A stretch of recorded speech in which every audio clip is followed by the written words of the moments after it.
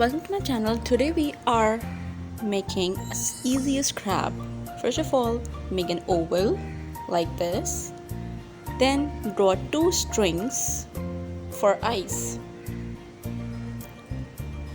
There will be a big mouth, a smiley face, and then draw the circle for eyes.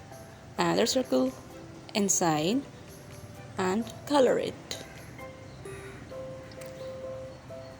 So then two more strings for hands, then make two small brackets like this, another one.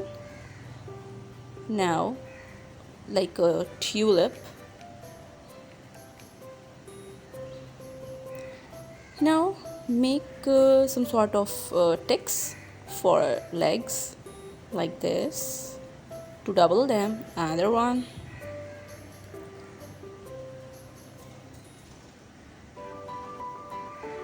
Similarly on the other side